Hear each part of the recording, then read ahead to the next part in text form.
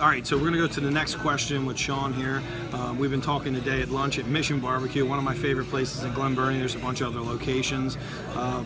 Just talking a lot about how do you get started in real estate and what are some of the things you should expect. So what's your next question, Sean?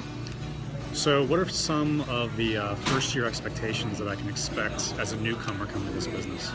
Okay, so that's going to be very different for every person. I just worked with a coach recently who spent time saying to me, Mike, we can't really determine what your expectations should be in your business until we understand your why. And what he meant by that is until you clearly understand what you want the finish line to look like, and you want to know exactly what the finished product of your business, say 10, 20, 30 years from now, will look like, you have to know what the end is, the why. What do you want to accomplish? What do you want your business to do for you? Not just monetarily, but also the rewardingness of just essentially, how does it make you feel? Who do you help? What do you give back to the community? And if you don't truly understand that, then what you'll never be able to understand is where do you start. So the key to every business is you have to start at the end, the finished product, the why, the whole reason you're in this business, and then reverse engineer back to the first starting point. And when you figure that out, it becomes super easy to understand where do I start when you know where you're going to end. The reason most people don't do it, however, is because the process of figuring out the end is very complicated when you don't know anything. It's like, oh, I don't even know what to expect, so how would I know what the end is? Well, it's very simple. You need a mentor, or you need to do enough research so you understand what you want your business. But the first thing I would ask you, Sean, is like, what is your why? I mean, what is it that you hope to accomplish when you get into this business? What is the reason that you want to get into it? I'm trying to find something that I can get passionate about as far as a process for hustling. So I want to find something that I can kind of like dive into the process, really just fall in love with it. And I've heard a lot of people have a lot of success with flipping houses, obviously yourself. So I kind of wanted to learn, how do I get into that and maybe flip 1, 2, 3, let's see like how I like this, and then move on from there if this is something that I want to do like full time, if I want to devote 100% of my life pretty much to it.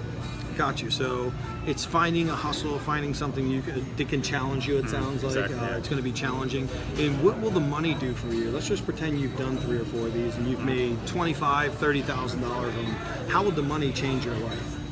I think for me right now the biggest is freedom. Like if I had to have a mission statement, like right now, I don't really. For me, actually, personally, my dream isn't to really own like a house and have a white picket fence and have 2.5 kids. Like, I pretty much just want to be able to wake up any day and travel anywhere in the world and work and be able to, get stuff done.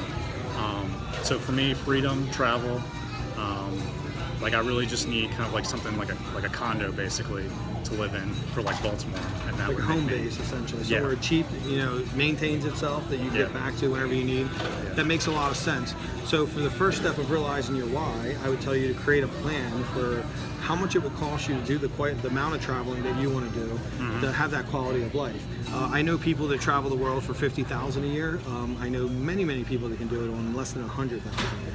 So if you don't think you can do it for that, then your first step would be figuring out how do I travel, how do I do the things I want to do for under $100,000 a year. As you start to figure out that, then the next thing would be how do I work remotely so that I can travel and keep my business moving when I'm doing that. Because it sounds like your why is to have that freedom. It is one of the #1 reasons people get into real estate, but the reality is when you get into real estate, you end up not having anywhere near the freedom if you're going to do this at a high level, because you get stuck behind the desk, you get very competitive, you want to do more and more. You start saying, oh, I'm making 100 grand, but now I want to make 200 grand, now let's make 500 grand. It never ends, and next thing you know, the whole reason you got into it in the first place, you're not even doing that. So it is being very clear about that mission, and you do have that, but part of how I think you can get more clear is to figure out, like, as I make X dollars, how much traveling I will do. My next milestone, I make this much money, how much traveling will I do, where will it be, how will I keep it so affordable that I can do more, because that's really the key, seeing the world, becoming a better person. You'll be a better flipper as you travel because you get to see things, do things that I think give you life experience that makes it really amazing for you to run a business and for you to connect with other people from different nationalities. So I think traveling is an amazing thing to become a better person, also to become better at running a flipping business.